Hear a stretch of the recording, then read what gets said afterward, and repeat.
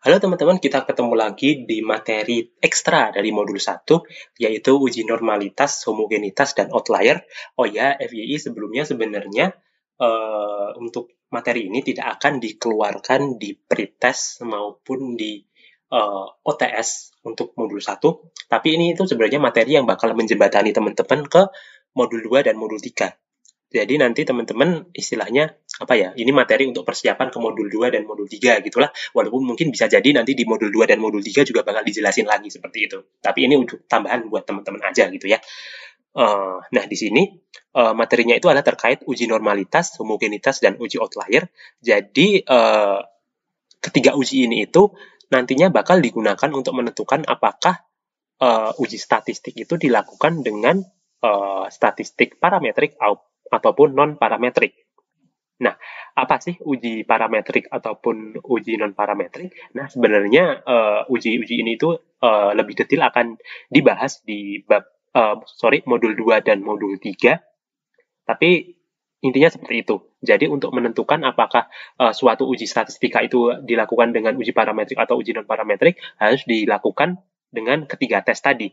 Nah, apabila untuk dilakukan uji parametrik, itu datanya pertama harus terdistribusi normal, dan apabila tidak terdistribusi normal tentunya harus pakai uji non-parametrik. Dan untuk uji parametrik itu datanya juga harus memiliki varians yang homogen, misalkan tidak ya harus pakai non-parametrik. Dan untuk uji parametrik itu datanya itu harus terbebas dulu dari outlier. Jadi misalkan nanti ada outlier untuk uji parametrik, maka harus dieliminasi terlebih dahulu, seperti itu. Dan di sini ada beberapa contoh uji parametrik, yaitu uji z-test, t-test, f-test, ANOVA, korelasi Pearson. Juga di uji non-parametrik ada beberapa contohnya juga. Di sana ada run test, chi-square test, cross-casualis test, dan lain-lain. Yang mungkin ini akan lebih detail teman-teman bahas di modul 2 dan 3 untuk beberapa jenis tesnya. Nah, sekarang langsung aja ke uji normalitas. Jadi uji normalitas itu adalah uji untuk mengukur apakah data memiliki distribusi normal sehingga dapat dipakai dalam uji statistik parametrik gitu ya. Nah, seperti yang dijelasin tadi gitu ya, bahwasannya kalau untuk uji parametrik datanya itu harus memiliki distribusi normal gitu. Jenis uji normalitas yang pertama itu adalah Anderson-Darling apabila datanya itu berjumlah kurang dari atau sama dengan 50 data. Terus ada Ryan Joyner apabila datanya itu lebih dari 50 data, dan Kolmogorov-Smirnov itu apabila datanya itu kurang dari 25 data. Nah, hasil dari uji normalitas itu dikatakan datanya memiliki distribusi normal apabila p-value-nya nanti itu lebih dari alfa, yang biasanya alfa ini sama dengan 0,05. Selanjutnya adalah uji homogenitas. Jadi uji homogenitas ini adalah suatu pengujian yang digunakan untuk melihat perbedaan varians kedua kelompok data. Nah, dikatakan homogen apabila p-value-nya nanti itu lebih dari alfa yang biasanya juga 0,05. Dan selanjutnya itu adalah uji outlier. Jadi kalau kita ngomongin uji outlier gitu, misalkan dalam suatu data kita itu melihat nih apakah ada outlier atau tidak dalam satu set data itu. Oke, selanjutnya aku akan coba kasih contoh untuk menghitung atau melakukan uji normalitas, uji homogenitas, dan uji outlier. Nah, jadi di sini aku punya dua kelompok data. Jadi di sini itu ada data pengukuran tekanan darah pasien di dua ruangan yang namanya itu adalah ruangan gold dan ruangan diamond. Nah, di sini udah ada datanya dari 10 pasien di masing-masing ruang gitu ya. Nah, pertama kita lakukan uji normalitas. Jadi kalau di Minitab, uji normalitas itu dapat dilakukan dengan start, terus masuk ke basis statistik, di sini di normality test. Nah, di sini teman-teman harus melakukan uji untuk setiap kelompok data ya. Jadi karena di sini ada dua kelompok data, maka dilakukan masing-masing sekali-sekali. Teman-teman klik dulu variabelnya, misalkan yang di pasien di goal dulu, di select, terus karena ini datanya kurang dari 25 ya, tadi cuma 10, maka pakainya Kolmogorov-Smirnov, klik OK. Nah, di sini teman-teman dapat p-value-nya itu adalah lebih dari 0,150. Dan tadi kalau misalkan pakai p-value 0,05, maka berarti lebih besar ya, karena di sini 0,150, maka untuk data di pasien di ruang gold ini ternyata terdistribusi normal. Nah, selanjutnya kita coba cek yang di pasien di ruang diamond, apakah tekanan darahnya juga terdistribusi normal. Sama, kita masuk ke stat, terus tadi basis statistik, normality test. Ini kita hapus dulu ya, tadi karena ini masih gold. Kita coba delete dulu. Terus kita masukin yang tekanan darah pasien Diamond. Terus kita klik select. Masih sama Kolmogorov Smirnov karena kurang dari 25, kita klik OK.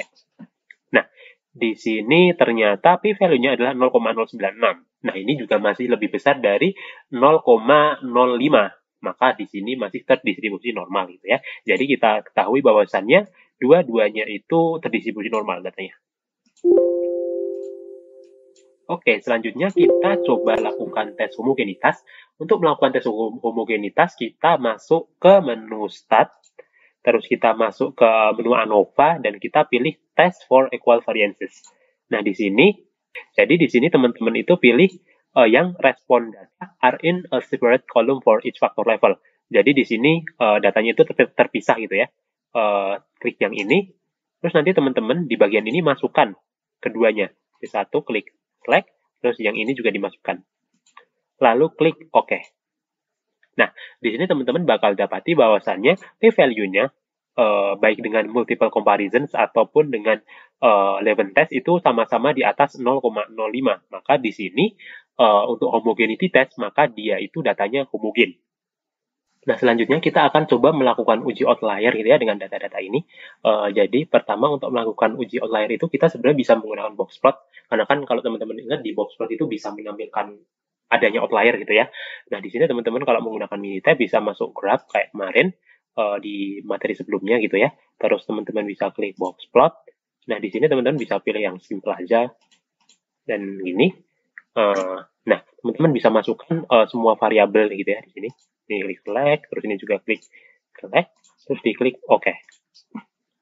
Nah, ini kita kalau seperti ini itu kita lihat ya, ini nggak ada outliernya. Kalau misalkan ada outliernya itu teman-teman kayak bisa ngelihat tanda bintang biasanya di daerah luar apa box plotnya ini kayak bintang-bintang gitu. Mungkin untuk nunjukinnya aku coba kasih data ngawur gitu ya biar nanti ada outliernya. Ini, hapus dulu yang ini. Misalkan kita tambah data yang kira-kira ekstrim gitu, biar ada outliernya misalkan 300 gitu ya. Untuk kedua data. Nah, kita coba uji pakai box plot lagi. Masuk box plot, terus kita pilih yang simple. Nah, ini tadi udah dimasukin variabelnya, kita klik OK. Nah, seperti ini. Jadi kalau misalkan ada outliernya itu ada muncul tanda apa ya, semacam titik bintang gini ya. Jadi nanti kelihatan di box plot kalau misalkan ada outliernya. Seperti itu. Nah, misalkan untuk seperti yang dibilang tadi, misalkan untuk uji parametrik, misalkan ada outlier, nah ini outliernya harus dieliminasi terlebih dahulu. Oke, mungkin cukup untuk uji normalitas, uji homogenitas, dan uji outlier. Terima kasih.